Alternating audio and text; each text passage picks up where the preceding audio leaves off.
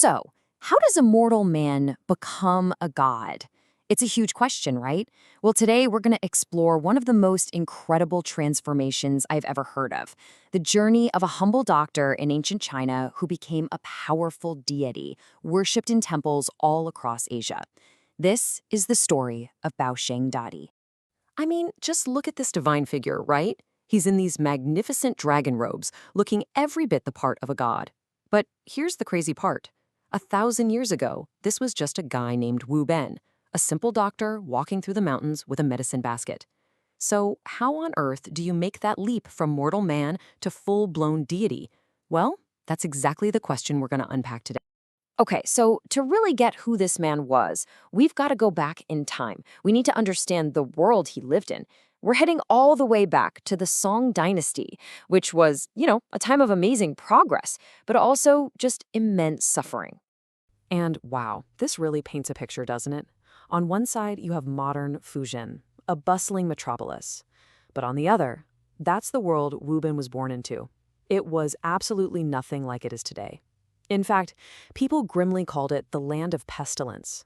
It was hot, it was humid, and diseases like malaria and dysentery were everywhere.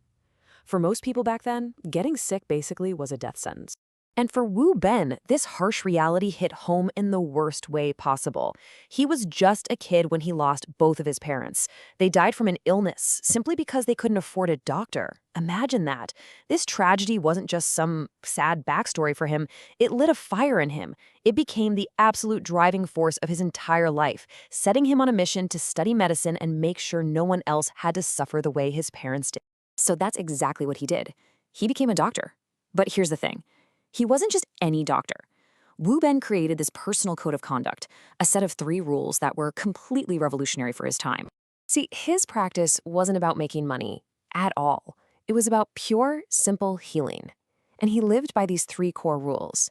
First, treat everyone the same. It didn't matter if you were a rich official or a poor beggar, you got the exact same level of care. Second, if you were poor, you paid nothing. Seriously, he'd even give you food along with your medicine. And third, and this is incredible, he personally sourced all his own medicine. He would climb dangerous cliffs himself to get the right herbs, because to him, the quality of that medicine was literally a matter of life and death. All right, and this is where the story really takes a turn, where history starts to blur into legend. The first great story people tell about Dr. Wu isn't about him healing a person. It's about him healing a fearsome beast. And it's an incredible test of his compassion. So, the legend goes like this. There was this massive, ferocious tiger terrorizing the local mountains. I mean, this thing was a true menace, a killer. It made it impossible for anyone to travel safely. People were living in constant fear.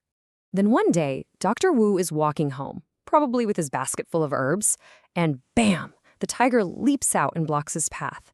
But instead of attacking, the huge beast just lies there, moaning, with actual tears streaming from its eyes. It's clearly in agony.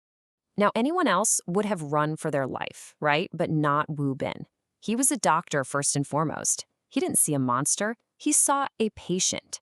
He just looks at this terrifying creature and says, "I see you are suffering. Open your mouth." I mean, the courage that must have taken. It's just unbelievable.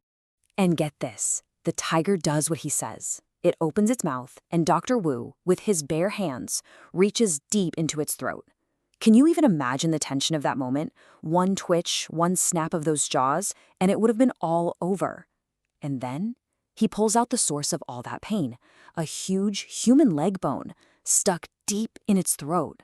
Now the tiger, finally relieved of its pain, doesn't just run off into the woods. Nope. From that day on, it becomes Wu Bin's loyal guardian, his protector. And that's why, even today, if you see a statue of Baosheng Dadi in a temple, you'll almost always see a tiger at his feet. That's Hu Ye, the tiger general, a symbol of something fearsome that was totally transformed by compassion.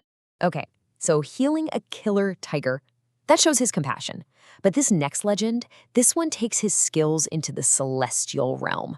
We're talking about a test of not just his bravery, but his pure, unparalleled expertise as a doctor. So picture this. The whole region is suffering from a terrible drought. Everything is dry and dying. And one day, this very mysterious man shows up looking for Dr. Wu. He's wearing this strange, ornate robe that almost looks like it's made of scales, and he's blind and clearly in a lot of pain. He's come to ask for help from the famous doctor. So Dr. Wu does his examination, he checks the man's pulse, and he knows right away that something is very, very different here. The pulse doesn't feel human, it feels like crashing waves. So he looks at the man and says something absolutely extraordinary. "This is no mortal illness.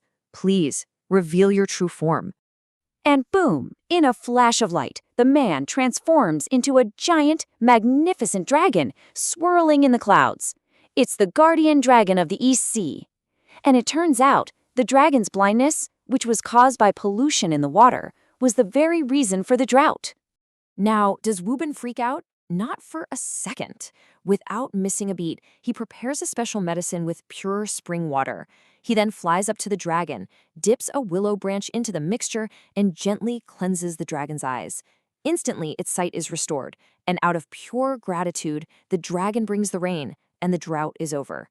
This story right here, this is what cemented his legend as a doctor whose skills went way beyond the mortal world. Okay, so we have these incredible legends, right? Healing tigers, curing dragons.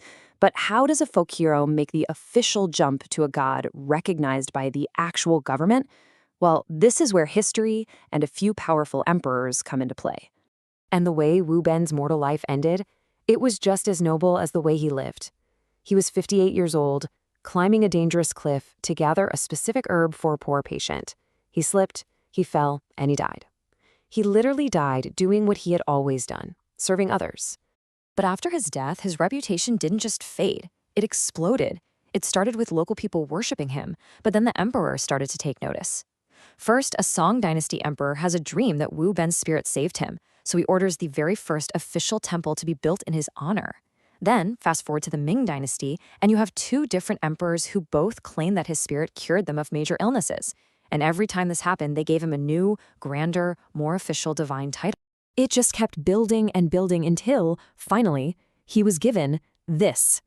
This right here is his full, formal, divine title. Honestly, you don't even need to be able to read it to get the point. Look at it. This isn't just a name, it's a proclamation. This is the official, imperial stamp of approval that took a humble village doctor and made him a cosmic god of medicine and life protection. So, why are we still talking about a doctor from 1,000 years ago? Why does his story still resonate so deeply? What is his real, lasting legacy for us? Well, I think it really boils down to these three core lessons. The tiger story, that teaches us about compassion, right? Compassion for all living things, even the ones that scare us. The dragon story teaches us to respect true expertise, to know that some problems are so big they require a true master's touch. And his entire life, well, that shows us the incredible power of selfless dedication to humanity. Ultimately, the story of Baosheng Dadi is about more than just healing physical sickness. It leaves us with this really powerful thought that while medicine and skill are absolutely crucial, it's kindness and compassion that can truly heal us on a deeper level. Because, in the end, medicine can save a life, but kindness can save a soul.